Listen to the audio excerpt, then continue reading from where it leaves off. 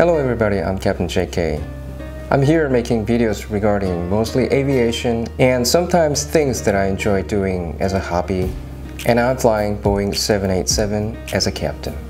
Today I would like to tell you about kind of long-term preparation for an airline pilot, for those who are dreaming of it. As there is no such a thing as perfect man and there's no perfect pilot. However, having flown for the last 27 years as an airline pilot, I can tell what type of person would be more eligible for airline pilot.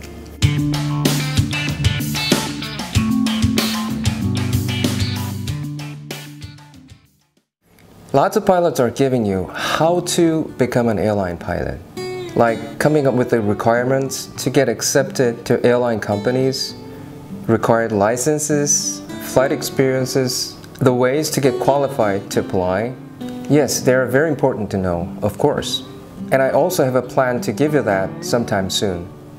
And in order to help you find the best and the most efficient ways to it, I've been asking newly hired first officers so that I'll be able to provide up-to-date and correct information to you. But today, I'm going to be telling you, in some ways more important and kind of long-term preparation for airline pilots. I hope you would be either young ones dreaming of pilots or parents who have kids dreaming of it. Mindset. Grow or change your mindset. Number 1. Being an Iceman. Airline pilots have to keep cool no matter what happens. You have to make right decisions in any circumstances. Sometimes you encounter harsh weather during landing. Time and fuel are the best friends, but the deadly enemies at the same time. Sometimes you have to deal with the broken systems. Once you lose your cool, hundreds of passengers in the back could be in grave danger. I understand it's not easy to remain calm under pressure, and I believe it comes from self-confidence, trusting yourself. And to do so, you should have what it takes. It's what it is. Skill, knowledge, experience.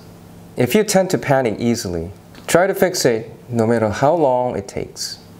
Especially in terms of being a captain, no matter how good your flying technique would be, you might never be a captain. Number 2, get straight to the point, but be nice. People make mistakes, and so do captains. Let's say you're a co-pilot, first officer, and you saw your captain is doing something not right in the cockpit. And what are you going to do? Hey Captain, you're doing wrong. Don't do that. Sir, with all due respect, I guess I could be wrong, but maybe what you're doing right now is a bit different from other captains. As you may expect, neither one is the right answer. I'm more of a person beating around the bush.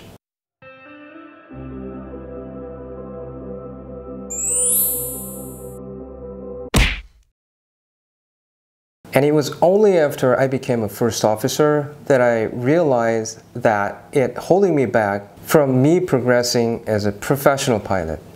It took me a long time fixing it. Not 100%, but almost, at least in the cockpit. If you think you're like me, you might as well find your own way to get straight to the point without being rude to the pilot next to you. Or if you think you're more like example number 1, you know what you should do. 3.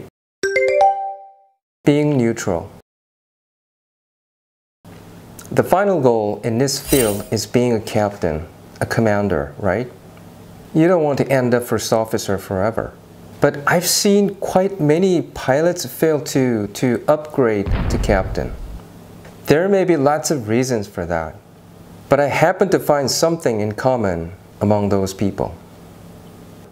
Some of them were a bit too obstinate or too dependent on other crews. Captains should be dead set on something at times when they really have to. and sometimes they need to ready to take good advice from other crews. Airline instructors say that a perfect mindset as an airline captain is to stand somewhere between good commandability and open-minded. Health. It goes without saying that you have to be healthy to live as an airline pilot. Life of airline pilot may be a lot tougher than you think it would be. You will sometimes suffer from sleep deprivation. Oftentimes your body clock can be malfunctioning due to jet lags, and you're always exposed to noises and dryness and electromagnetic waves from cockpit instruments. And there are many more things that will threaten your health. I strongly recommend you to make a habit not only just exercising, but also protecting your eyes and ears all the time. Pilots have to take medical examination every year. In some countries, you have to get it every 6 months if you're over 40. And there are many more items that may not allow you to continue flying. For now, airline pilots retire at the age of 65. But who knows, it could be 70 or more when you are a captain. English. Have you heard about EPTA? English Proficiency Test for Aviation. You have to get at least level 4 out of 6 levels in order to become an airline pilot. That being said, it's just a minimum requirement. I hope you can take some time to grow your English fluency a bit more.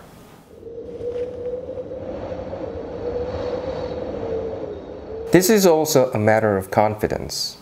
I believe that roughly around 90% of non-native pilots have EPTA level 4, and they seem to fly internationally without any difficulties. Because in most cases, ICAO standard phraseology can cover whole conversation with air traffic controllers, as long as you can stay within like 6 or 7 hours from Korea. Okay, let's expand the range beyond that. In reality, many Asian pilots, including me, get nervous when they get into like US airspace or Australian airspace, or sometimes even European airspaces. Why? Actually, the standard phraseology can't cover 100% of communication.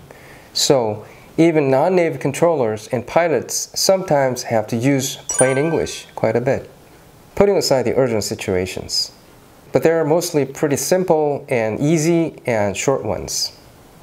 But unlike non-native air traffic controllers, native controllers tend to add plain English to standard phraseology a lot more than non-native controllers.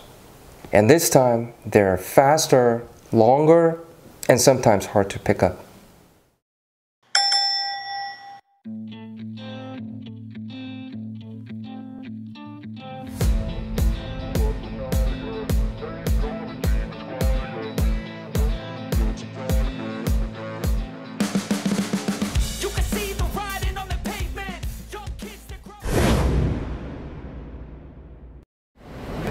United 2161. Go ahead. Hold your position there for a moment. Okay, we're holding position. We're actually on the runway a little bit. I do know that. I'm not going to move that heavy. Roger.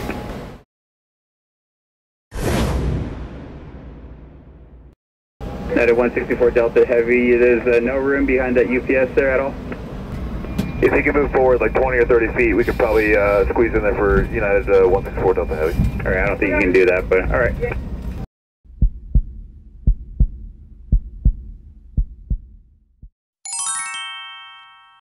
Tower 183, once you're ready, have a good night. 안전비행하세요. Just imagine, coming in and out of Los Angeles, New York, San Francisco, London, Sydney. These airports are not only English-speaking ones, but also notorious ones for heavy traffic. And due to heavy traffic, they can't afford to be friendly to pilots. But don't worry too much. The more times you go there, the more easily you can pick up what they say. Experience is one of the powerful weapons to communicate.